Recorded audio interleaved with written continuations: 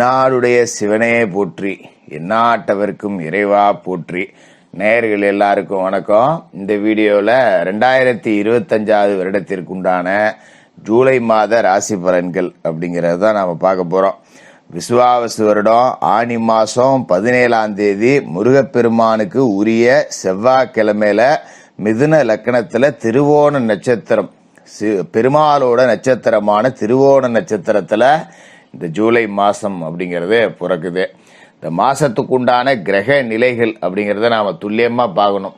அப்போ தான் இந்த மாதத்தில் நீங்கள் என்ன செய்யலாம், என்ன செய்யக்கூடாது, உங்களோட எண்ணங்கள், உங்களோட நோக்கம், குறிக்கோள்லாம் நிறைவேறுமா அப்படிங்கிறத சரியாக கணிக்க முடியும். அதாவது கிரகங்களோட ராஜா சூரியன் மிதுன ராசியில் இருக்கார். 17ஆம் தேதி கடகராசிக்கு போக போகிறார். செவ்வாய் சிம்ம ராசியில் இருக்கார். புதன் கடகராசியில் இருக்காரு. 17ஆம் தேதி வக்கரகதியாகி மிதுன ராசிக்கு வரார். புதனோட வக்கரம் அப்படிங்கிறது ரொம்ப அவசியமா பார்க்கப்பட வேண்டிய ஒண்ணு. அதோட சுக்கிர பகவான் ரிஷபராசியில் ஆட்சியில் இருக்காரு. 26ஆம் தேதி மிதுன ராசிக்கு போய் குருவோட இணைகிறார். தேவகுருவும் அசுரகுருவும் ஒன்னா பயணிக்க போறாங்க.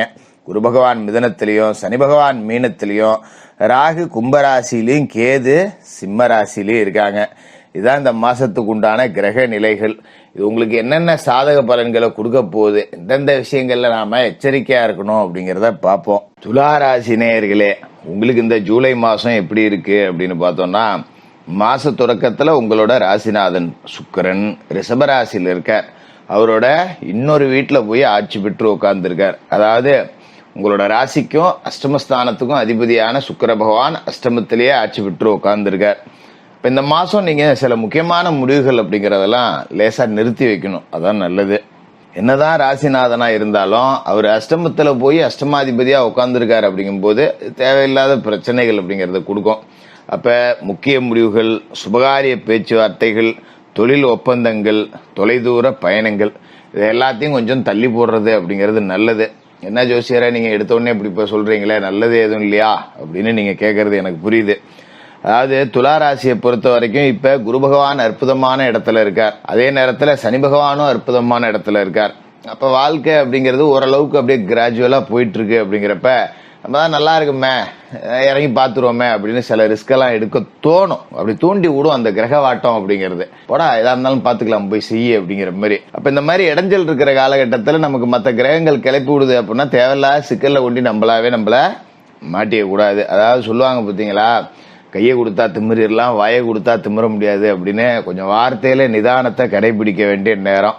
குறிப்பா சுக்கிர பகவான் அஷ்டமத்தில் இருக்கார் அப்படின்னாலே முதலீடு போடக்கூடாது. அதை முதல்ல மனசுல வச்சுக்கிங்க.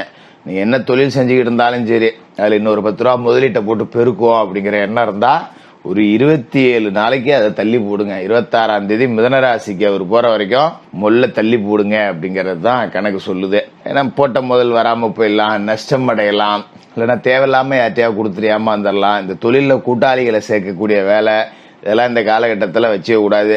அது மாதிரி சொந்த பந்தத்துல யாருக்காவது வரன் பார்க்க சொல்லுவாங்க. அத்தை மாமா பெரியப்பா சித்தப்பான்னு யாராவது இருப்பாங்க. என் பையனுக்கு ஏதாவது பொண்ணு இருந்தா சொல்லும்பாங்க, இல்லை என் பொண்ணுக்கு ஒரு மாப்பிள்ள இருந்தா சொல்லும்பாங்க. இதெல்லாம் நம்ம தலையிடக்கூடாது.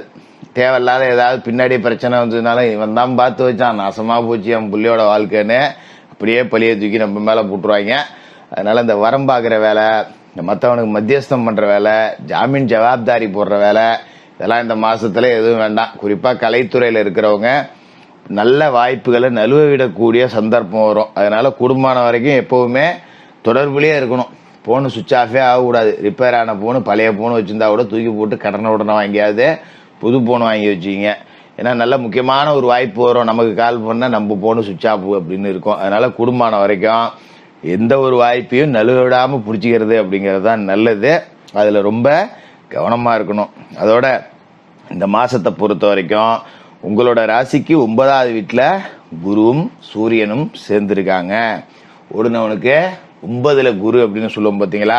இப்ப சூரியனோட சேர்ந்து ஓடிட்டு இருக்காரு குரு, 9ஆம் இடத்துல இருக்காரு. அப்படிங்கும்போது இந்த முதல் 17 நாள்ல பாத்தீங்கன்னா வண்டி வாகனம் வாங்கக்கூடிய யோகம் அப்படிங்கிறது உங்களுக்கு வரும். என்னதான் சுக்கிரன் சாதகம் இல்லை அப்படின்னாலும் கூட இந்த 9ஆம் இட குரு புது வண்டி வாகனத்தை கொடுப்பாரு உங்களுக்கு. பழைய வண்டி ஒண்ணு வச்சிருக்கேன், அது பெட்ரோல் போட்டுமா இல்ல, அடிக்கடி ரிப்பேர் ஆகி போகுது, இதை நம்பி ஒரு வெளியூருக்கு போக முடியல, யார்ட்டையா கடை வாங்குற மாதிரி இருக்கு வண்டி அப்படிங்கன்னு இருந்தவங்களுக்குலாம் இப்போ ஒரு வண்டி வாகன யோகம் அப்படிங்கிறது கிடைக்கும். ஒரு நடந்து போனோம், சைக்கிளில் போகலாம், சைக்கிளில் போனோம், பைக்கில் போகலாம், பைக்கில் போனவங்க காரில் போகலாம். அப்படி ஒரு அமைப்பு அப்படிங்கிறது இருக்கு. அது மாதிரி அரசு உத்தியோகம் பார்க்குறவங்களுக்கு, தனியார் உத்தியோகம் பார்க்குறவங்களுக்கு வேலை செய்கிற நிறுவனத்திலேயே ஒரு வாகனம் தரக்கூடிய வாய்ப்பு அப்படிங்கிறது இருக்கு. ஒரு கம்பெனியில் வேலை செய்கிறோம், ஒரு ப்ரமோஷன் வந்துருச்சு, அப்படி அந்த பைக் இன்னிலேருந்து ஒன்னோடது, இந்த கார் இனிமேல் ஆஃபீஸோடது, இனிமேல் நீ பயன்படுத்திக்கலாம்.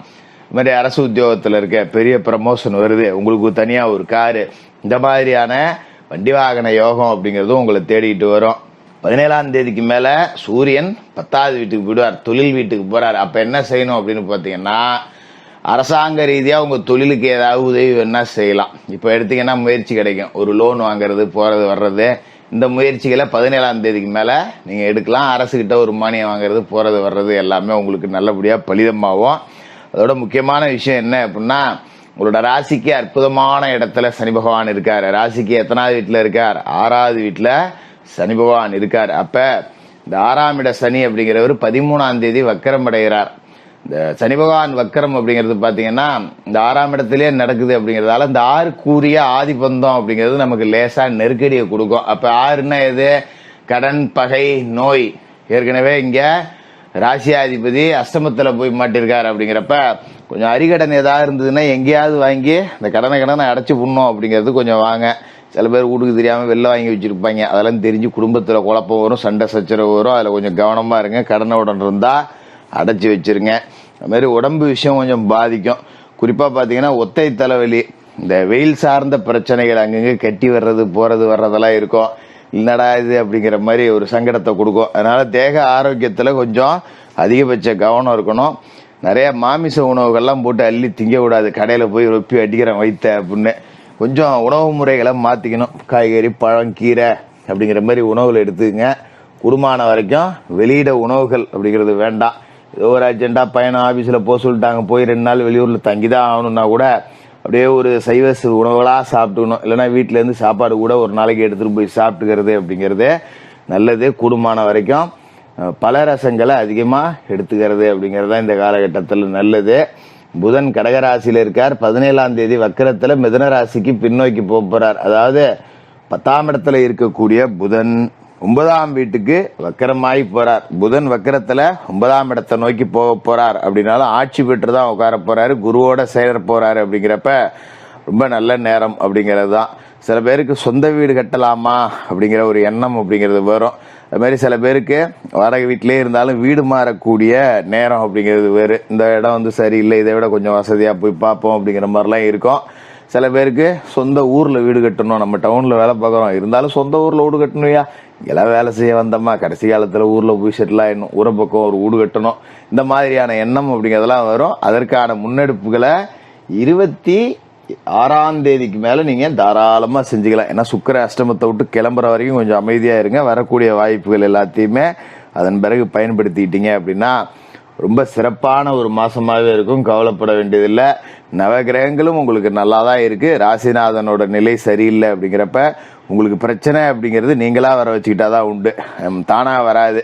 நான் ஏற்கனவே சொன்ன மாதிரி தான், ஜாமீன் ஜவாப்தாரி போடாதீங்க, அடுத்தவன் பஞ்சாயத்துக்கு போகாதீங்க, தேவையற்ற பிரச்சனைகள்ல மூக்க நுழைக்காதீங்க. ஒரு இடத்துல வேலை செய்யறோம் அப்படின்னா அடுத்த வேலையை நம்மளும் செய்யக்கூடாது, நம்ம வேலையை வாங்கி அடுத்தவன்ட்டையும் ஒப்படைய கூடாது. இது மாதிரி நம்ம உண்டு நம்ம வேலை உண்டுன்னு இருந்தாலே நல்லா ஜெயிக்கக்கூடிய ஒரு மாசமா இந்த ஜூலை மாசம் இருக்கும். துலா ராசிக்காரர்களுக்கு வாழ்த்துக்கள்.